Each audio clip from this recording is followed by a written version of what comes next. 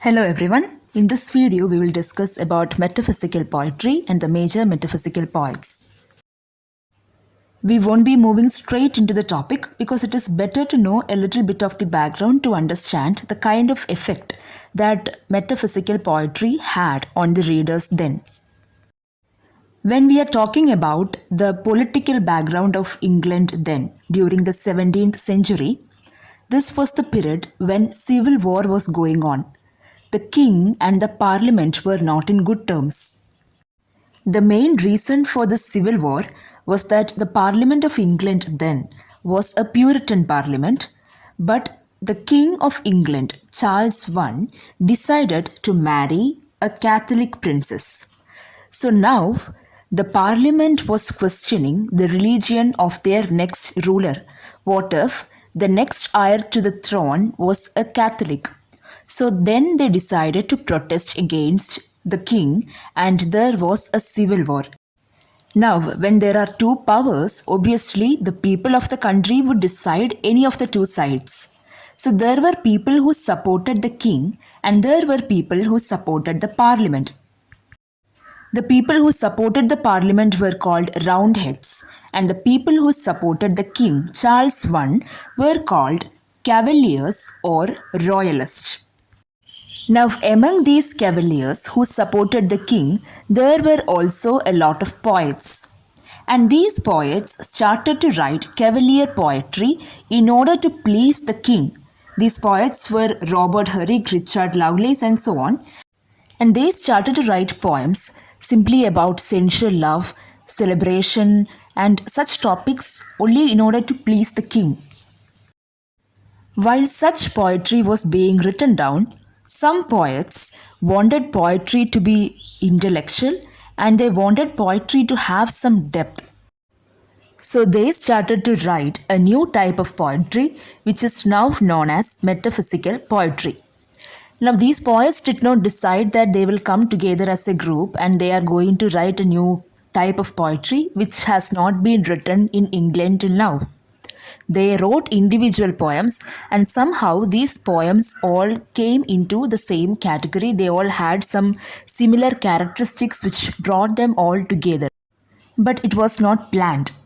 So, the metaphysical poets, some of the most important metaphysical poets are John Donne, Andrew Marvell, Henry Vaughan, Abraham Cowley, Richard Crashew, and George Herbert. And amongst all these metaphysical poets, it's John Donne who is the most important. He is sometimes called the father of metaphysical poetry. Now let's look at some common features of metaphysical poems. Firstly, the first feature is that these poems are very unconventional. Now, I told you we had the cavalier poets before them, and cavalier poets were used to writing about sensual love. Their poems were only written with an aim to please the king. And on the opposite side, if you have read Canonization, Valediction, Forbidding Mourning, such poems, you will notice that even if love is one of the major subjects of metaphysical poems, they talk about Platonic love, not sensual love. And the kind of imageries that we use in the following features, you will understand why we use the word unconventional, unusual for metaphysical poems. These poems were a complete break from the kind of poems that were written till then. The language used to write these poems were very simple. It's not like you require a dictionary to find out the meaning of the words. But even though the language was simple, it was also quite elegant, scholarly. And another feature of these poems is that the metaphysical poets always emphasized on the structure of the poem when they wrote these poems. They did this so that they can create an effect in the audience. Now, as told before, you see, when you read metaphysical poems, you don't see a lot of references to other works. It's very rare that you find a lot of references in a metaphysical poem. So the language, the way that they write the poem is in a way very simple, but still they bring the elegance with some special features. And one of such techniques that they use is by changing the structure in the poem. One example of using the structure to produce an effect in the reader or the audience is in the poem To His Coy Mistress of Andrew Marvell. Now, if you have read the poem To His Coy Mistress, the speaker is telling his mistress, the woman he loves maybe, that we do not have enough time. We are all mortals. We do not have enough time to be coy and to be thinking about this a lot. So he has this urgency in what he is telling this woman. So in order to reflect the urgency of the speaker, Andrew Marvell uses this technique of using short syllables. So when we read the poem, even when we read, there is the space to the poem which shows the urgency of the speaker. Another feature of metaphysical poems is the abrupt openings that you will find. The beginning line in the poem, the canonization, is, "For God's sake, hold your tongue."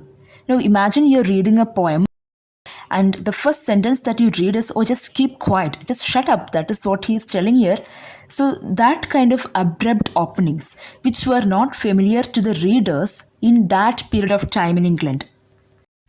The next feature of metaphysical poems is that these poems could be a little argumentative, as if the speaker or the poet is trying to prove his point. Again, in the poem To His Coy Mistress, we have the speaker telling the maiden or the mistress that, see, if we had all the time in the world, we could have done all these coyness and shyness and everything that you're doing right now. But we are mortals. We don't have time. He's trying to prove her that he is right. He's trying to show her the logic in what he is telling her. So this kind of argumentativeness could be seen in these poems. Next, we have unification of sensibility. Now, this is a term coined by T.S. Eliot. This could be also thought of as a feature of these poems. Now, Eliot, in one of his essays, The Metaphysical Poets, he says that a good poetry will have a balance between thought and feeling. It should not be completely about thought, it should not be completely intellectual, and it should not be completely about feelings without any thought or essence to it. So, a good poem should have both thought and feeling. And it is these metaphysical poets who were able to give the right balance for thought and feeling according to T.S. Eliot. So unification of sensibility simply means to give same importance, equal importance to thought and feeling in the poems. So as we can see, the metaphysical poets will always give an intellectual analysis to an emotion, a kind of scholarly approach to a normal human emotion. And the popular themes of these poems could be Platonic love, not Platonic, divine love, not the normal kind of love that cavalier poets used to boast about. And religion, mortality of human life, the temporariness of human life. These are the important topics that they often chose to write poems on. Here are few examples for metaphysical poems. These are very popular poems. John Donne's The Canonization, A Valediction Forbidding Mourning, The Flea, Andrew Marvell's To His Coy Mistress, The Caller by George Herbert, and The Retreat by Henry Vaughan. Now, since we know the background of England then and how or what type of poems did metaphysical poets write, it is easier for us to understand the commentaries made by various people, important people of those times. The term metaphysical in the branch of philosophy, it means something that is beyond reality. That is, you wouldn't ever imagine that a poem could be written like this, something out of this world. That is what metaphysical poems were like. It was difficult for people to digest. We could call these poems as trend setters. You have never seen this kind of a trend in the history of poetry, and suddenly there are these poets coming and writing poems with all these weird comparisons, scholarly, intellectual poems, which were difficult for people to accept in the beginning.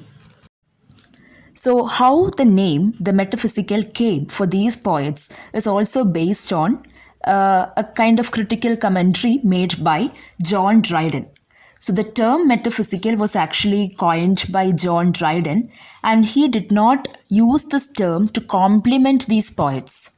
John Dryden used the term metaphysical as an abuse. Dryden said, "He affects the metaphysics." He here is John Donne.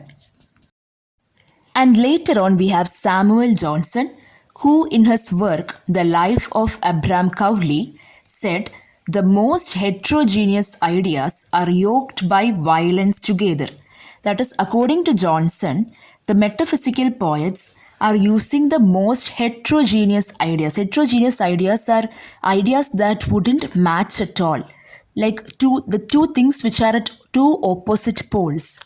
And according to Johnson, a metaphysical poet is putting two things that will never match by violence. They are forcibly matching them in a poem, which is matched by violence, put together by violence.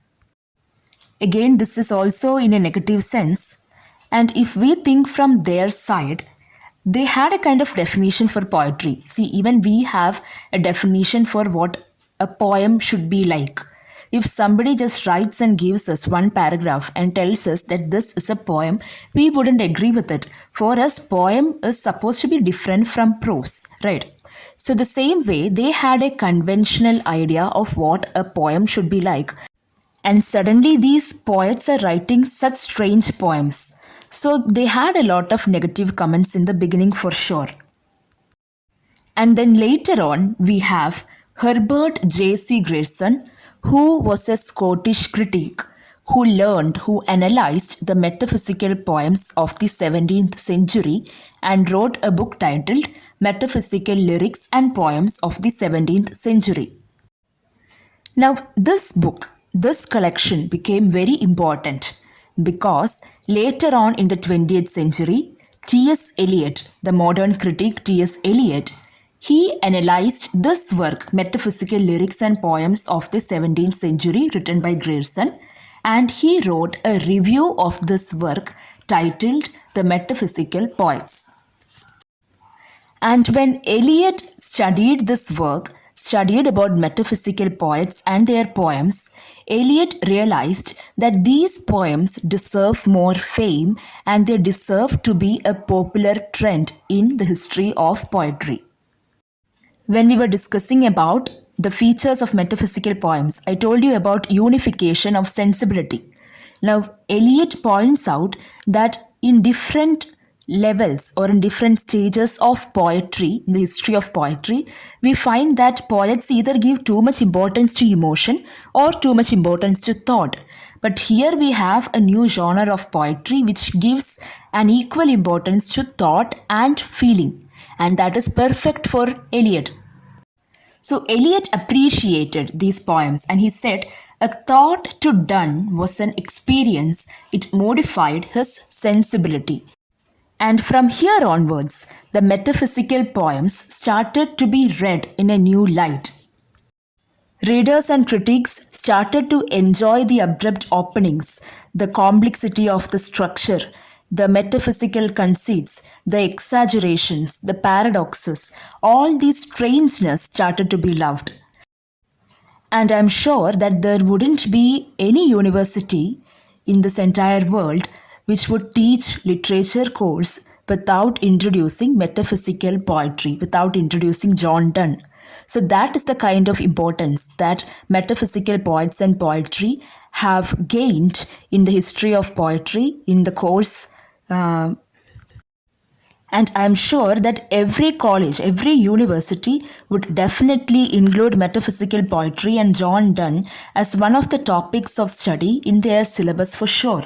Because that is the kind of importance that metaphysical poetry has gained in the study of English literature. So I hope you have understood about metaphysical poetry, its features, and the origin of the term metaphysical, some examples of metaphysical poetry, of course. And if you can mention your suggestions or any extra information about this topic in the comment section, I would be very happy. And do like, share, and subscribe. Thank you so much for watching.